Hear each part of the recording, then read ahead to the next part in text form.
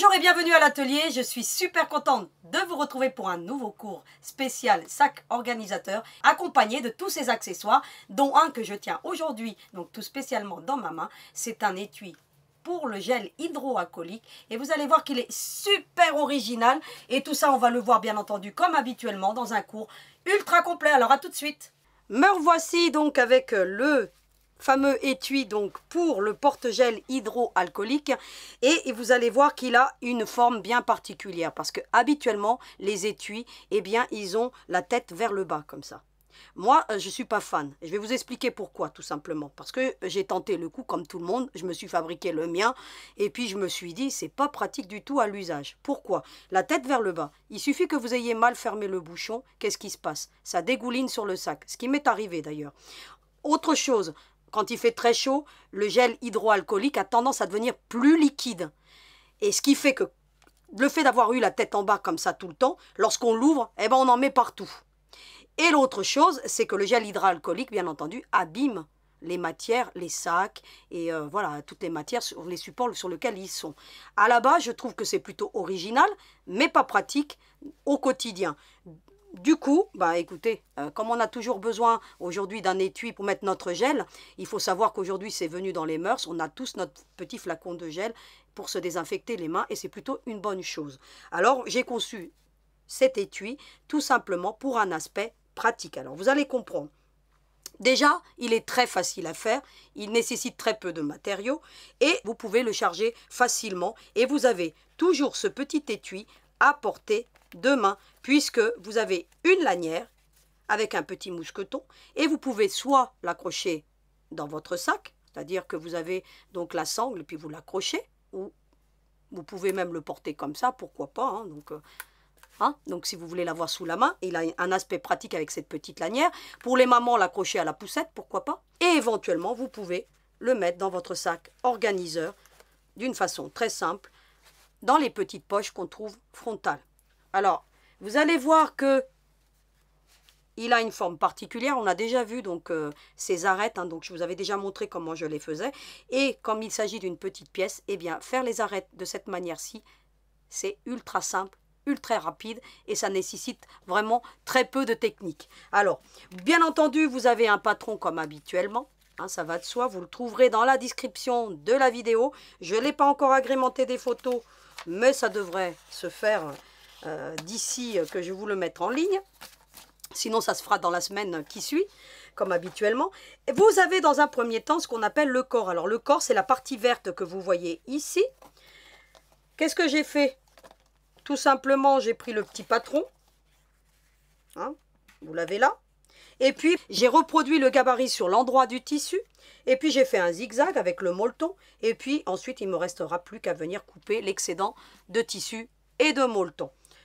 Tout ça pour vous dire que ce patron est nécessaire lorsque vous avez un tissu qui n'a pas de sens de motif. Si vous avez un sens de motif, vous allez utiliser un autre patron que je vous ai mis et que vous allez trouver dans la page suivante. Vous avez un patron ici pour le corps, également pour le corps. Et cette fois-ci, eh bien, il faudra bien couper donc 2 morceaux de tissu pour la partie principale, et dans un sens et dans l'autre, et puis les unir avec une couture au milieu. Et ensuite, ben, vous prendrez le gabarit pour venir réajuster si besoin, pour que vous obteniez le format de ce gabarit-ci. Si vous n'avez pas de sens de motif, eh bien, vous prenez le patron complet. Voilà, c'est pourquoi je vous ai mis 2 patrons pour que vous n'ayez pas ces soucis avec le sens de motif. Parce que cette pochette, elle va se retrouver comme ça. Et si vous prenez le patron complet, vous aurez un côté, le motif sera dans le bon sens et dans l'autre, il ne le sera plus. Puisqu'on le plie en 2. Ça va de soi. C'est pourquoi je vous ai mis un deuxième plan. C'est-à-dire que vous prenez et dans un sens et dans l'autre votre motif. Vous les unissez avec une couture. Et puis ensuite, bah, vous n'avez plus qu'à faire les mêmes procédés. Prendre du molleton, tracer sur l'avant du tissu avec ce patron-ci en centralisant bien avec la ligne du milieu. Et puis hop, le même procédé qu'habituellement. Et vous ferez cela bien entendu pour la doublure également si vous avez un sens du motif. Moi, en l'occurrence, mon tissu n'ayant pas de sens, eh bien j'ai utilisé le patron complet. Donc pour la partie principale et pour la doublure. Parce qu'il faut une partie principale avec le molleton et la doublure. Sinon, vous utilisez ce petit plan pour pouvoir donc utiliser le sens du motif. Et c'est ce que je vous mets dans les recommandations. Vous l'avez ici. Utilisez ce patron lorsque vous travaillez avec du tissu sans sens du motif. Et vous utilisez celui-ci lorsque vous avez un sens du motif. Et je vous dis toutes les instructions, une fois dans le tissu principal, une fois dans le molleton, une fois dans la doublure, si vous n'avez pas de sens de motif. Et si vous avez un sens de motif, 2 fois dans le tissu principal, 2 fois dans le molleton, 2 fois dans la doublure ou une fois dans le molleton. Quand vous aurez uni, vous le rassemblez tout simplement, à vous de voir. Hein. Donc après, vous faites comme vous voulez. Le mieux, c'est d'unir donc les 2 parties de tissu et de mettre ensuite un molleton complet et puis de venir, bien entendu, faire un zigzag tout le contour. Mais n'oubliez surtout pas d'écarter la couture pour avoir le moins d'épaisseur possible pour les prochaines étapes. Donc voilà. C'est pourquoi je vous ai mis 2 fois molleton, mais vous pourriez mettre 1 fois molleton dans la longueur du patron que vous avez ici. Donc voilà pour l'explication, c'est pour ça que vous avez une option 1 et une option 2 en fonction du tissu que vous allez utiliser. Vous avez ensuite ce que j'ai appelé le revers à élastique. Le revers à élastique, vous le trouvez dans cette petite partie supérieure. C'est ce qui vous permet de maintenir en place votre gel hydroalcoolique de façon à ce qu'il ne... Bah écoutez, il ne se fasse pas la malle, hein, tout simplement. Donc là, il est bien maintenu dans ce petit étui. À savoir, une petite chose, c'est un gel de 75 ml. D'accord? C'est la marque Mercurochrome. Hein. Mais vous pouvez ajuster en fonction de votre gel. Si vous avez un gel plus large, bah vous rajoutez les centimètres qui vous manquent sur le patron pour faire le vôtre. Pareil sur la hauteur, s'il est plus haut, bah vous rajoutez donc les centimètres dont vous avez besoin, et d'un côté et puis de l'autre. Ainsi, vous avez quelque chose qui sera à la mesure de votre gel. Alors moi, je vais vous donner le contour hein, carrément. Hein. Il fait 13 cm hein, de tout le contour. Et il fait, alors je pars du milieu ici, il fait 10 jusqu'au bouchon. Voilà, tout simplement. Ainsi, vous saurez que vous pourrez adapter en fonction de votre gel hydroalcoolique ou désinfectant, parce que là ils mettent du gel désinfectant, mais c'est hydroalcoolique, hein, donc c'est la même chose. Donc voilà, donc je vais le ranger dans son petit étui. Alors vous voyez qu'il est entièrement doublé, hein, donc juste parfait, et des belles finitions. Et puis moi je le trouve super pratique, hein, donc autant vous dire que je vais en faire avec plusieurs coloris pour le mettre dans chacun des sacs que j'utilise, parce que ainsi il n'a pas la tête en bas et puis j'en mets pas partout. Donc ce qui arrive fréquemment lorsqu'ils ont l'étui avec la tête en bas. Donc après, vous ferez votre choix. Hein, donc voilà. Donc, et puis moi, je trouve sympa de l'agrémenter avec le sac organiseur, de tout coordonner.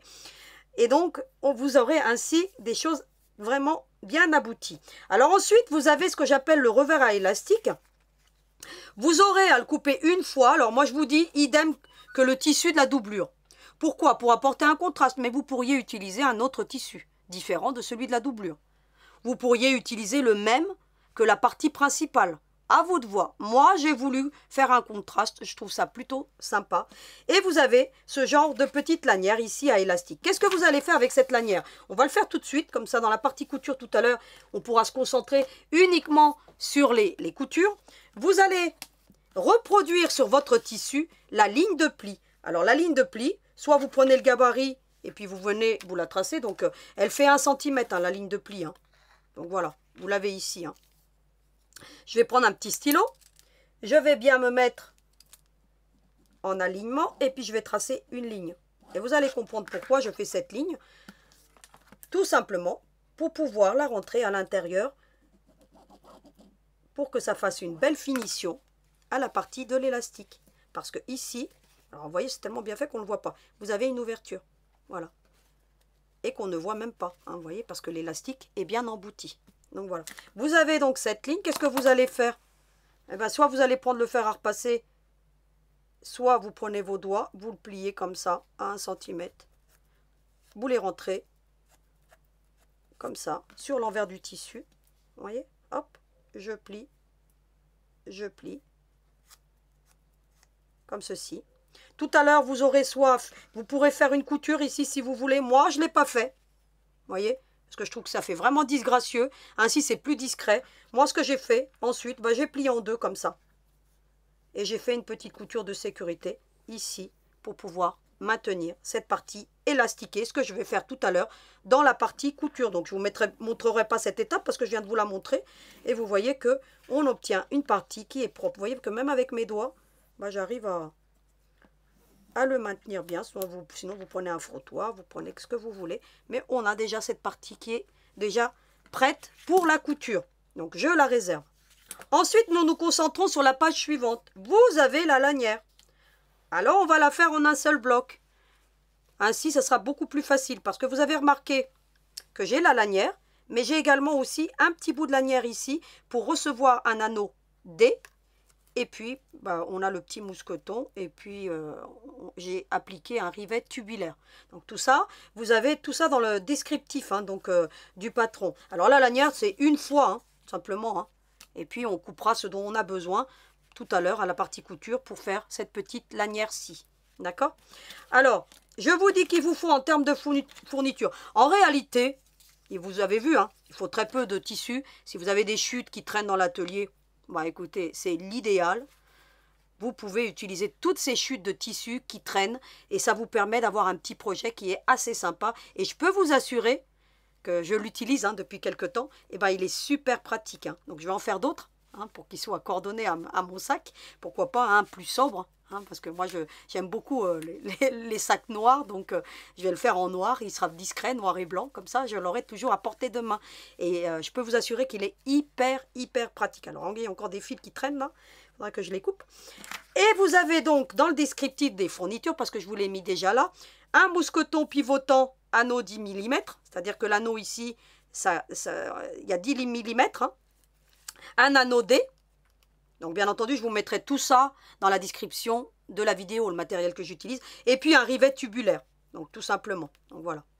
Donc vous aurez bien entendu la pince à riveter, tout ça, tout ce matériel. Alors je vous ai mis ici l'essentiel du matériel, en sachant que voilà, pour le matériel, donc les épingles, les pinces, les règles, c'est tout ce que vous avez dans l'atelier. Si vous n'avez pas de guide-passe, vous utilisez un retourne-biais. Si vous n'avez pas, par exemple, de passe élastique, vous pouvez prendre une épingle à nourrice. Hop, vous emboutissez et vous prenez l'épingle à nourrice. Mais moi, je vous mets tout le matériel et je vous le présente comme ça. Vous saurez ce qu'il existe en termes de matériel. Et puis en fin de patron, vous trouverez toujours le proverbe. Celui qui se confie dans ses richesses tombera, mais les justes verdiront comme le feuillage. Donc il est toujours bon d'être honnête et puis de faire les choses avec simplicité. Ça paye toujours. Alors je vous retrouve maintenant dans la partie couture pour poursuivre ce cours. Alors à tout de suite. Me revoici donc devant vous avec la partie principale. Ce qu'on va faire maintenant, c'est qu'on va plier en deux comme ça la partie principale et on va déterminer le milieu. Alors vous faites attention parce que le tissu, il faut qu'il soit bien droit. Voyez, éventuellement vous mettez une petite pince pour vous aider, une petite ou deux même, comme ça, parce que le molleton a tendance à glisser un petit peu. Et puis vous allez déterminer le milieu. Sinon vous prenez votre gabarit. Bon, moi je préfère faire comme ça, parce que des fois il peut y avoir un petit décalage à cause du molleton, ça peut arriver. Et tout dépend comment on a coupé aussi. Vous allez faire une petite marque comme ça. Voilà, vous allez ensuite prendre votre règle et vous allez joindre les deux lignes que vous venez de marquer tout simplement, d'un point à l'autre. À partir du milieu, soit vous prenez le gabarit et puis vous faites des petites marques comme ça, soit vous faites un 1,5 cm à partir du milieu. Donc vous allez faire une première marque à 1,5 cm. Vous retournez votre gabarit, enfin votre partie principale plutôt. Et puis vous allez mettre encore 1,5 cm de l'autre côté. Et vous vous retrouvez avec 3 lignes. Vous avez la ligne du milieu et puis les deux autres à 1,5 cm, ce que vous avez sur le patron que vous avez devant vous. Donc j'avais mis le milieu ici et puis une ligne. Je vous ai mis des pointillés dans le patron, donc vous allez pouvoir distinguer et le milieu et donc les deux lignes que je viens de faire. Ce que vous allez faire ensuite, vous allez plier en deux. De nouveau votre ouvrage. Comme ceci. Vous allez prendre ensuite ici la première ligne, vous allez la plier comme ça. Voyez? On voit ici bien le milieu et puis l'autre ligne. Vous mettez une petite pince, ça va vous aider. Ou vous la mettez là plutôt. Regardez. Vous la mettez bien là. Après, c'est à vous de vous organiser pour voir comment vous voulez faire. Et vous faites ceci. Vous voyez? Et éventuellement, vous pouvez en mettre une là, pourquoi pas. Ça maintient bien. Et puis ici, vous faites en sorte que ça soit bien. Vous voyez la ligne? Voilà, comme ça. Hop, hop. Voilà ce qu'on obtient. Vous faites la même chose de l'autre côté. C'est-à-dire que vous allez bien tendre votre tissu, surtout avec vos doigts.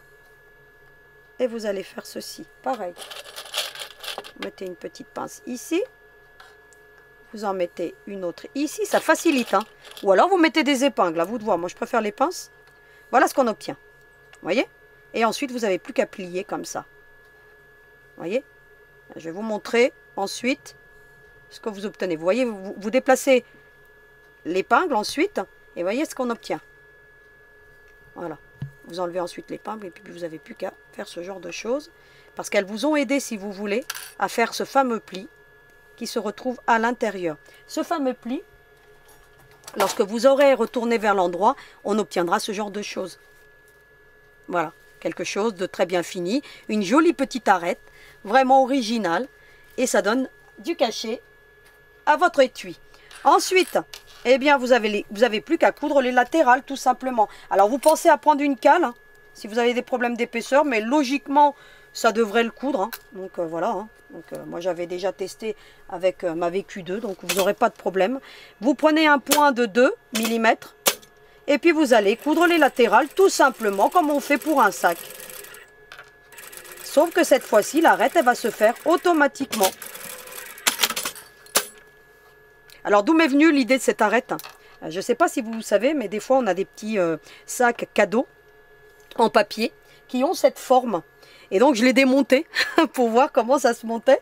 Même sur du papier, bah, je l'ai démonté. Puis au final, bah, écoutez, j'ai obtenu une technique sympa qui me permet de faire des arêtes. Et surtout, lorsqu'il y a des petits projets comme ça, eh ben, c'est l'idéal. On coud l'autre latérale.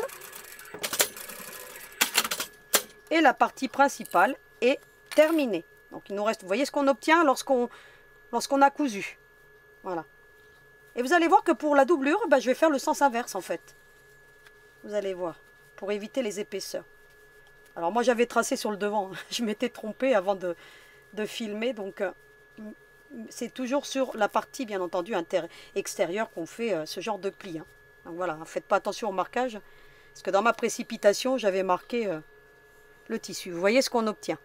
Donc un petit coup de sèche-cheveux, et puis on n'y verra que dalle après. Donc par contre, pensez à utiliser toujours un stylo effaçable à chaud, parce que lorsqu'on se trompe comme ça, ben, on est bien content de le trouver, le petit sèche-cheveux pour enlever le marquage. Vous allez ensuite écarter les coutures, vous pouvez déjà même mettre une petite pince, ça va vous aider, parce que comme c'est un petit ouvrage, je vous recommande de le faire. Voilà.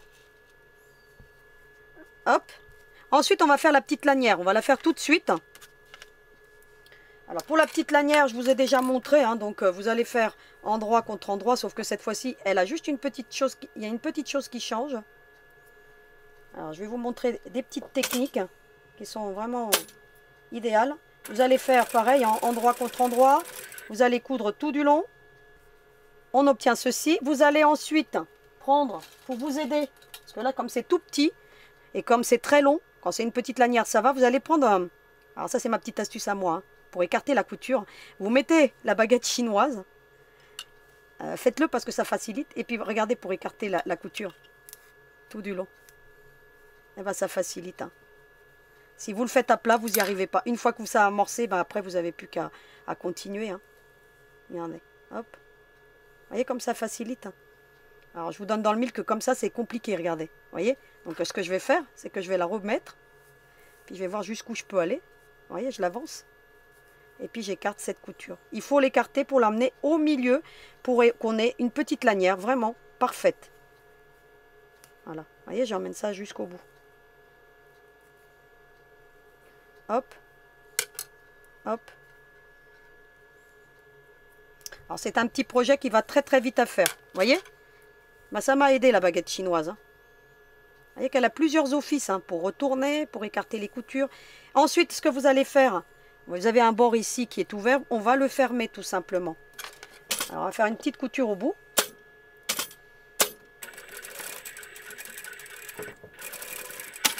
Éventuellement, si elle n'est pas bien arrivée au bout, qu'est-ce que vous faites? Bah, vous retournez, puis vous en profitez, vous coupez l'excédent de tissu hein, pour retourner, c'est beaucoup mieux. Et puis maintenant, vous allez vous armer de patience. Si vous utilisez un retourne-biais, eh ben, ça va être un petit peu long. Mais si vous utilisez le guide-passe, eh ben, écoutez, ça va être presque un jeu d'enfant. Hein. Alors, j'ai pris la taille S. Hein, et regardez comment je retourne ça avec le guide-passe d'une main de maître. Voilà. Alors, pourquoi j'ai fait qu'un bord? Parce que tout simplement, les autres bords n'ont pas besoin d'être propres. Et vous voyez, la couture se retrouve au milieu. Vous pouvez éventuellement, si vous le voulez, maintenant aller là, repasser cette petite lanière ou pas. Donc, moi, je ne vais pas le faire, hein, donc je vais faire ça avec les doigts comme habituellement. Je vais bien la placer.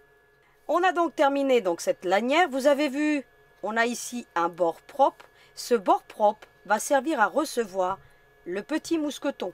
C'est-à-dire qu'une fois qu'on aura fini donc, ce petit étui, eh bien, on viendra appliquer le mousqueton. Donc là, on ne le met pas tout de suite pour pas qu'il nous gêne, mais vous avez ce bord propre qui va recevoir donc ensuite le rivet tubulaire. À l'autre extrémité, c'est une partie qui est ouverte. Et c'est dans cette partie ouverte, ici, qu'on va mesurer 4 cm, à plus ou moins, hein, 4, 4,5, hein, voilà. Hein. Vous allez mesurer 4 cm, et vous allez ensuite prendre le cranteur, et vous allez couper. Alors pourquoi je fais ça? Pour obtenir cette petite lanière qui va recevoir le petit dé qui est ici. Alors soit dit en passant, je ne vous l'ai pas dit, mais cet étui, vous pourriez le refaire pour mettre votre bouteille en le faisant plus grand. Hein, vous avez la bouteille, vous allez en sport ou quoi que ce soit, ou vos enfants pour mettre la gourde, vous pourriez le refaire. Aussi pour mettre le biberon aussi, pour les mamans. Imaginez un beau petit étui comme ça, en plus vous mettez de l'isotherme à l'intérieur. Hein, donc il existe du tissu isotherme et vous pourriez mettre le biberon de votre enfant. Donc vous n'auriez plus qu'à l'accrocher à la poussette et puis vous auriez toujours le petit biberon à portée de main. Donc avec le lait tout préparé, donc ça va de soi avec quelque chose d'isotherme. Donc voilà. Donc, ou le biberon vide et puis la bouteille d'eau comme moi je faisais. Hein, donc voilà. Donc, mais pour mettre le biberon c'est juste pas pratique. Hein, donc à refaire, pourquoi pas. Hein, donc d'autant plus que je vais avoir une naissance bientôt. Dans la famille, donc, alors c'est pas moi, hein, je vous rassure, hein, moi j'ai passé l'âge, mais voilà, on va recevoir une petite nièce dans la famille dans peu de temps, donc voilà, donc pourquoi pas faire des petits projets pour bébé, comme ça, je lui ferai des petits cadeaux en même temps, ça pourrait être sympa pour toutes les mamans, donc soit dit en passant, donc voilà, vous avez la petite lanière, ensuite vous allez mettre donc un anneau en forme de dé, ou rond, comme vous voulez, donc en description de la vidéo, je vous mettrai tout le matériel, ça va de soi. Et vous allez voir que la couture se retrouve au milieu, hein, comme habituellement. Et puis vous allez mettre une petite couture de sécurité, de maintien, ce que vous, hein, vous l'appelez comme vous voulez. Éventuellement, vous mettez une petite pince pour vous aider à maintenir le tout en place, pour pas que ça bouge. Et puis vous allez faire une petite couture de maintien. Alors on y va. Le plus au bord possible. Et voilà ce qu'on obtient. Ensuite, vous allez déterminer où vous voulez mettre cette lanière. Moi, j'ai voulu qu'elle apparaisse sur la gauche, comme ça. Eh bien, je viens ici. Je viens l'appliquer. Ici. Et je centralise. Vous voyez, je mets bien au milieu. Alors, vous pliez, vous faites... voilà. Puis vous prenez le côté le plus sympa. Donc, moi, je vais prendre celui-là. Je trouve qu'il est plus sympa. Éventuellement, vous mettez une petite épingle. Alors, je vais la chercher. Hop. Alors, soit dit en passant, Pato est dans l'atelier. Hein. Donc, il est à mes pieds. Donc, vous ne le voyez pas, mais le petit bonhomme, il est là. Hein. Donc, il m'accompagne maintenant tout le temps. Hein. Et puis, il est super mignon, il est super sage. Hein. On l'entend à peine. Hein. Alors, ensuite, vous allez faire une petite couture comme ça. De temps en temps, je vous donnerai de ces nouvelles. Hein. Rassurez-vous. Hein. Donc, voilà. Et vous avez donc le petit... Donc, la petite lanière avec le dé hein, qui est accroché. De l'autre côté, vous allez prendre l'autre lanière. Et là, vous allez mettre endroit contre endroit. C'est-à-dire que vous allez trouver la couture face à vous. Et bien entendu, le bord qui est ouvert. Le bord fermé se trouve à l'extrémité. D'accord? Comme ceci. Et vous allez mettre une épingle pour bien maintenir. Et puis vous allez faire une petite couture de petit maintien. Vous voyez, vous prenez de l'intérieur, hein, c'est toujours plus facile. Et vous l'avez accroché. Vous voyez que là, on voit bien la jonction de la couture, hein, pour que après elle se retrouve dans l'autre sens et que ça fasse très propre. On a donc terminé donc cette partie-ci.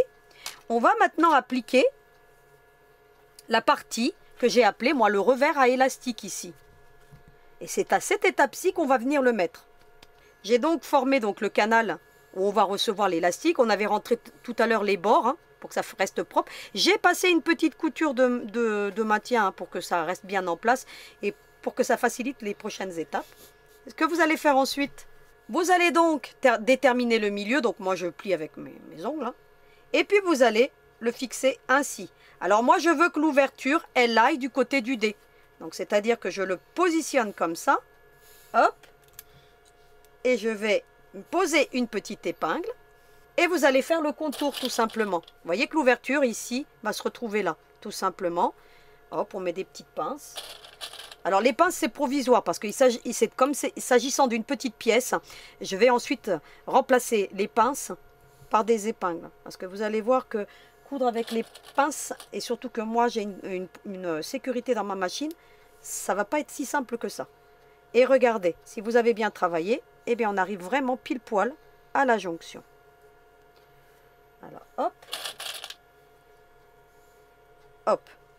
Ensuite ce que je fais, c'est que je viens remplacer les épingles, hein. Enfin les pinces, hein. Je mets des pinces comme ça. Hop.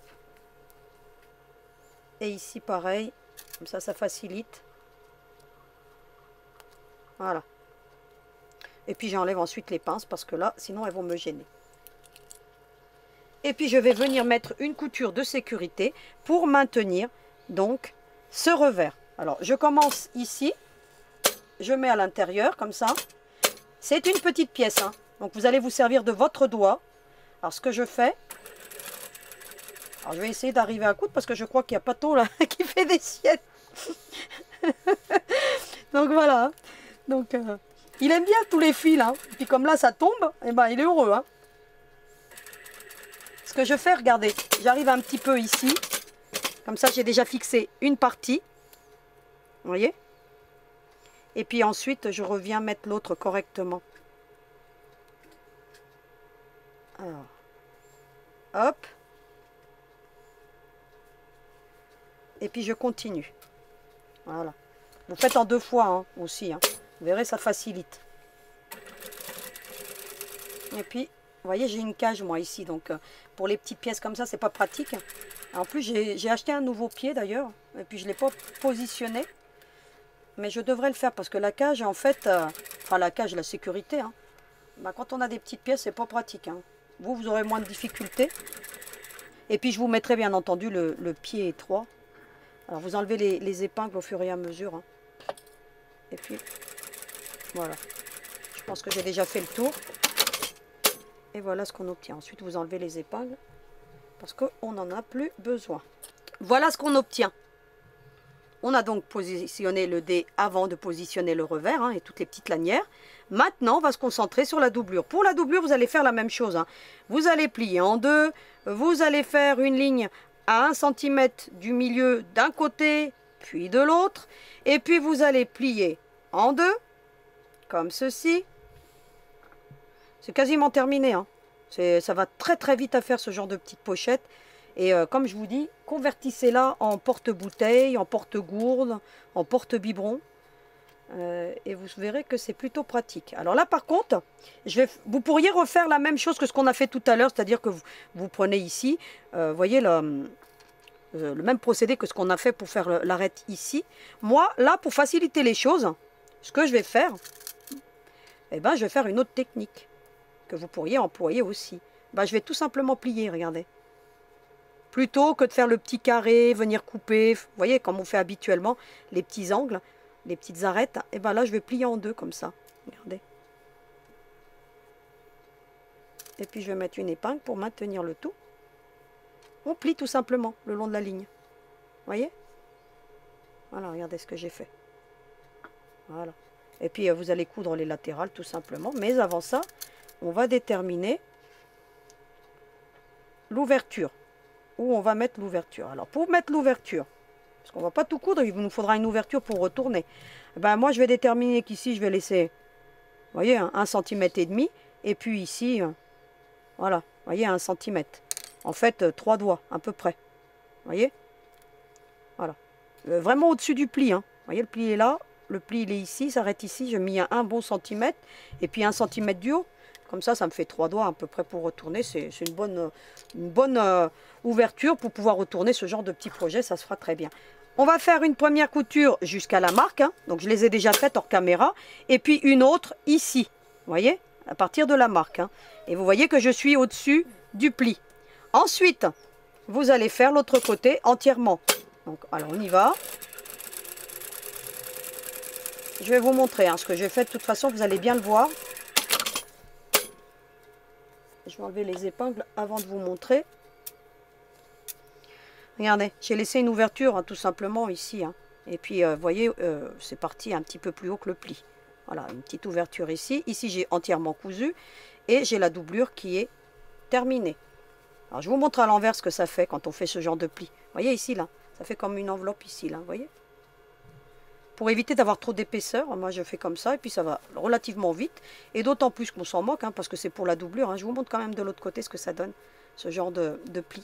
Lorsque vous l'enlevez, vous obtenez ça. Regardez. Vous allez voir, c'est très très joli aussi. On avait déjà vu, je vous l'avais déjà montré aussi. Des fois, je fais des pliages, moi, je fais des tas de pliages. Et lorsque vous allez appuyer sur le fond, eh ben, ça vous fait des arêtes comme ça. Regardez. Voilà. Vous voyez? Regardez avec un trou. Là. En fait, ça vous l'inverse. De l'autre côté, ça vous l'inverse en fait. Regardez. Vous voyez? Si vous retournez de l'autre côté, bah, le pli, il vous l'a inversé. Regardez. Vous l'avez sur la partie à l'envers en faisant ainsi. Vous voyez? C'est plutôt sympa. Donc vous pourriez le faire sur la partie extérieure, la même chose. Vous auriez 2 petits trous ici en bas là. Au lieu d'avoir ce joli effet. Moi, je préfère comme ça. Donc après, voilà, je vous ai montré 2 méthodes. Maintenant, à vous de choisir la vôtre. Maintenant, ce que vous allez faire, vous allez écarter la couture comme habituellement. Ça, vous le savez. J'écarte toujours les coutures. Et puis, vous allez emboutir tout simplement la doublure dans ce petit sac, ce petit étui ou ce petit porte-gel hydroalcoolique. Vous l'appelez comme vous voulez. Moi, je crois que je l'ai appelé... porte-gel hydroalcoolique. Voilà. Mais bon, on pourrait l'appeler étui. Donc vous le glissez à l'intérieur. Vous faites attention à la lanière, qu'elle ne vienne pas vous gêner. Peu importe où se trouvera l'ouverture. De toute façon, on ne la verra pas. Hop. C'est quasiment terminé. Il nous restera encore 2 petites coutures à faire. Vous voyez, vous mettez bien... toujours en alignement les jonctions, pour bien répartir votre ouvrage. Regardez, voyez? Puis vous allez mettre une petite pince. Et puis vous allez de l'autre côté et vous faites la même chose. On commence toujours par les latérales. Alors on essaie de trouver. Voilà. Pour bien répartir. Alors c'est tout petit, pas toujours évident, c'est tout petit, mais ça se fait. Ça se fait relativement bien. Hop. Et puis ensuite, on n'a plus qu'à venir coudre ce contour en utilisant le pied de votre machine ou la marge à 1/4. Alors, je vais plutôt mettre des épingles et enlever les pinces parce qu'avec la cage, je vais avoir du mal. Enfin, la cage, oui, ça ressemble à... Oui, si on veut. La protection qu'il y a là, qui est une sécurité. Mais bon. Et vous allez, voyez, mettez-les dans ce sens-là, les épingles, tête vers le bas, parce que la pointe vers le bas, parce que sinon vous allez vous piquer. Ayez les bons gestes pour ne pas vous faire mal, parce qu'une épingle enfoncée dans le doigt, ça fait mal. Voyez, moi je vais être obligée de bien l'emboutir dans... Et puis vous allez faire tout le contour. Hop. Vous vous servez de votre doigt comme guide, comme main libre. Regardez, ça se fait très bien. Et puis on continue la couture. Hop. Hop. Zou. J'ai presque fini. L'avantage de commencer à une latérale, c'est que vous savez que vous avez bientôt terminé. Donc là, maintenant, je vais pouvoir enlever les épingles pour ne pas me blesser. Hop. Je vais même enlever l'autre. Et puis, j'emmène la couture jusqu'au bout. Je passe par-dessus la couture d'origine. Très important. De toujours aller plus loin. Moi, je vais toujours vraiment plus loin à chaque fois. Et puis ensuite, on retourne par l'ouverture.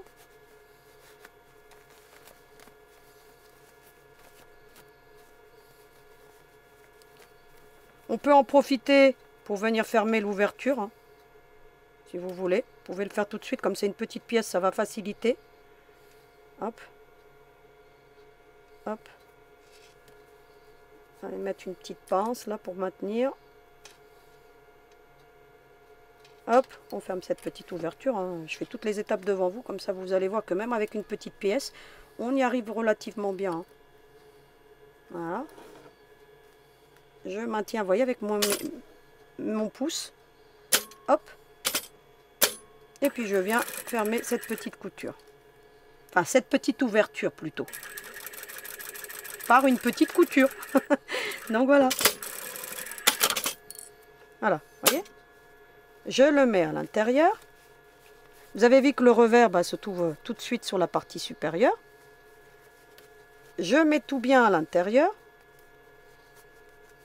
Je retourne mon ouvrage. Ça va faciliter les choses. J'en profite de prendre ma baguette. Vous voyez là comment ça fait? Là, regardez, ça fait un trou. Vous voyez? On voit bien là, quand tout est mis en place. Vous allez en profiter pour bien tirer, mettre tout bien en place, comme ça. Regardez. Voilà. Il faut que tout reste bien droit, hein, parce que sinon vous allez avoir...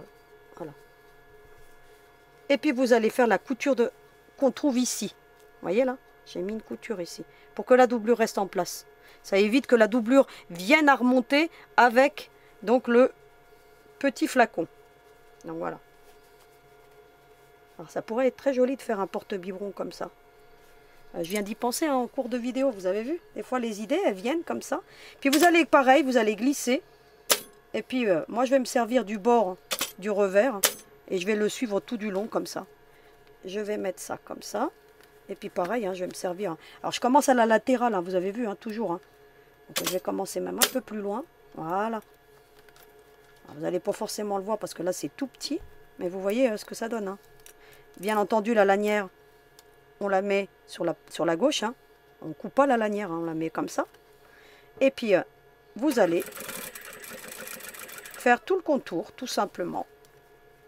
En maintenant bien avec votre doigt, en tirant bien pour que tout reste bien en place. Vous voyez que je tire bien. Hein. Voilà. Vous voyez que ça se fait bien, hein, même si c'est petit. Hein. Et vous faites tout le contour. Avec un point de 2,5 cette fois-ci. Hein. Vous voyez la lanière là ici? Eh ben, elle se retrouve pas comme ça. Hein. Je coupe pas la lanière par-dessus. Hein. Je l'évite, hein, je l'écarte. Hein. Alors faites attention à ne pas utiliser des tissus extensibles parce que là, moi, celui-là, pour le coup, il est vraiment extensible. Mais bon, ça devrait le faire. J'aime bien, moi, les coutures de l'extrême. Hein. Je sais pas, vous avez dû le remarquer. Hein. Donc, c'est tout petit. On y va tranquille. Hein. Vous voyez que je fais pas de vitesse. Hein. Donc, j'ai pas de train à prendre, donc ça va. Et puis j'emmène jusqu'au bout. Et je termine par une marche arrière. Et j'enlève. Et ça m'a fait ma petite couture, tout le contour. Je retourne mon ouvrage cette fois-ci. Et maintenant, on va emboutir l'élastique. Alors pour l'élastique, c'est très simple. Hein. Voilà, vous faites en sorte après de tout bien mettre en place. Hein. Après, tout viendra. Vous aidez de la baguette chinoise, regardez. Ça vous remet tout en place, la baguette chinoise. Hein. C'est topissime. Hein. Vous voyez? Voilà. Qu'est-ce qu'on va faire maintenant? Eh bien, on va se concentrer sur l'élastique. Vous allez prendre une règle et puis vous allez mesurer 9 cm. Hein. C'est ce que je vous ai mis dans le patron, il me semble. Hein. Allez mesurer 9 cm. Une petite recommandation, utilisez un canteur au bout parce que ça m'est arrivé dans l'autre. Et ça s'était effiloché. L'élastique aussi, ça s'effiloche. Hein. Donc, surtout lorsqu'on utilise un passe-lacet. Vous allez ensuite prendre un passe-lacet. Alors là, il va falloir prendre un petit passe-lacet. Alors, vous avez l'habitude de me le voir utiliser. Hein. Alors, je l'ai en plusieurs formes. Hein. Vous l'avez comme ça. Voilà, je vous les mettrai en lien. Hein. Vous avez celui-ci, mais celui-ci, en l'occurrence, il est un peu trop grand. Vous voyez, j'en ai plusieurs. Hein. Et puis, en général, il vient avec une aiguille. Hein. Alors, l'aiguille, est-ce que je vais la retrouver, l'aiguille? Tiens, ce genre d'aiguille. Vous voyez, avec 2 trous, là. Voilà, normalement, vous avez ça et ça avec. Donc, je vous les mettrai. Hein. Et ce passe-lacet, moi, c'est un must. Hein. Franchement, je l'utilise souvent. Hein. Pourquoi? Parce que déjà, vous mettez là. Puis ensuite, vous n'avez plus qu'à tirer. Regardez. Hop. Et ça vous le coince. Hein. Il ne bouge plus. Hein. Puis ensuite, bah, vous allez le passer tout simplement par le petit canal qu'on a fait. Hein. Et c'est quasiment terminé. Hop. Hop. Et on emmènerez-vous. Voilà. Ensuite, qu'est-ce que vous allez faire? Vous laissez toujours le passe-lacet parce que comme ça évite bah, que l'élastique retourne dans l'autre sens et vous allez tirer. J'ai qu'à trouver la marque. Voyez? Une fois que vous avez trouvé la marque, et bah, vous allez pouvoir enlever le passe-lacet et vous allez coudre. Alors, ce que je fais, moi, pour coudre, vous avez l'habitude, hein, je le couds toujours à plat, moi. Hop, je mets comme ça. Et j'arrive jusqu'à la marque. Hein. Voilà, la marque. Même un peu plus loin que la marque, hein, vous voyez. Je laisse une petite marge. Et puis, je vais venir faire une couture. Hein, tout simplement. On ne fait pas de nœud. Hein. C'est pas joli. Ça va créer des épaisseurs. On ne le coupe pas non plus comme ça. Parce que ça fait des épaisseurs. On coud toujours un élastique à plat pour une belle finition. Alors, c'est petit. Ça tire. Vous avez vu que je n'ai pas coupé mon élastique encore. Je le coupe une fois que j'ai terminé. Comme ça, bah écoutez, j'ai plus de prise. Et puis, vous allez coudre. Hein. Alors, je vais déjà faire une petite première couture comme ça. Même si c'est pas joli, c'est pas grave. J'ai donc cousu. Vous voyez, j'ai fait une couture plate. Et puis ensuite, bah, je prends mon crotteur. Hein. J'avais commencé déjà à le couper. Hein. Voilà. Vous voyez? Et puis ensuite, bah, j'ai plus qu'à tirer. Et puis alors, cette couture, je fais au maximum. Je tire. Hein. Vous voyez, je tire ici. Pour essayer d'emmener la couture le plus loin possible dans la petite pochette. Comme ça, le nœud. Bah, la couture, elle se retrouve voilà, dans une partie cachée. Et puis regardez, on voit rien. C'est juste parfait. Qu'est-ce qu'il me reste à faire maintenant? Eh bien, pas grand-chose en fait. Hein. C'est quelque chose que je vais faire hors caméra. C'est venir maintenant appliquer mon petit mousqueton comme ça. De prendre mon poinçon, de faire un trou et puis de venir mettre... Hein, vous voyez là, comment ça se présente. Hein. Vous avez ici la couture, je le mets comme ça, et puis je vais venir appliquer mon petit rivet mop comme j'ai fait ici. Ou alors vous faites une couture, si vous n'avez pas de rivet mop ou tubulaire. Hein. On appelle ça plus communément des rivets tubulaires, mais on peut appeler ça aussi des rivets mop. Hein. Donc voilà. Et puis ensuite, il ne restera plus qu'à venir mettre mon petit gel à l'intérieur. Donc je vais le mettre tout de suite, le gel, comme ça je vais vous montrer que... c'est plutôt sympa. Vous voyez, vous écartez. Hein. Tout a été calculé pour que ça vienne bien. Alors là, il n'est pas encore bien mis, vous voyez, mais après, regardez comme c'est joli. Donc, il faut que tout se mette en place, hein, ça va de soi. Et puis regardez avec la lanière ce que ça va donner. Alors, imaginez une gourde comme ça pour vos enfants, hein, pour emmener la gourde. Vous voyez? Et puis vous avez la petite lanière, regardez. Puis vous pouvez l'accrocher où vous voulez. Donc c'est plutôt sympa. Donc je termine le petit rivet donc tubulaire, hein, donc cette étape-là. Et puis je vous retrouve pour le petit mot de la fin. Alors à tout de suite.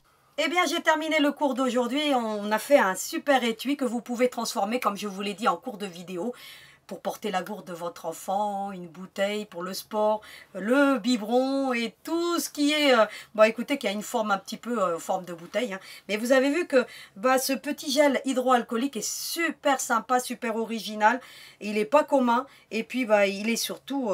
très pratique, ainsi plus de fuite de gel. On a quand même déjà fait pas mal de projets parce que vous avez vu que ce sac organiseur, eh bien on a déjà l'étui pour le portable, on a le petit porte-clés pour y mettre les écouteurs du téléphone ou le chargeur du téléphone, le porte-carte, la petite trousse à maquillage Et aujourd'hui, l'étui pour le gel hydroalcoolique. Et la semaine prochaine, eh ben, c'est une surprise. Parce qu'on va continuer à agrémenter ce sac. Parce que j'ai déjà 2 projets de réaliser qui viendront compléter toute cette panoplie. Pour que vous ayez quelque chose de super pour cet été à glisser à l'intérieur de votre sac cabas. Et soit dit en passant, pensez à regarder le sac chenille éventuellement pour que vous puissiez tout harmoniser. Alors, le sac chenille, ça va de soi, vous le faites ou pas avec la technique chenille, à vous de voir, mais vous pourriez obtenir une super panoplie d'accessoires ultra pratiques. D'ailleurs, soit dit en passant, j'ai déjà vu passer quelques sacs organiseurs avec tous les petits accessoires, donc je trouve ça super sympa et j'espère que vous vous éclatez autant que moi à les réaliser. Donc voilà, donc je vous retrouve maintenant la semaine prochaine. Je vous souhaite une très belle semaine ensoleillée. Je vous retrouve avec le sourire le dimanche suivant et en attendant, vous n'oubliez pas, hein, à vos aiguilles!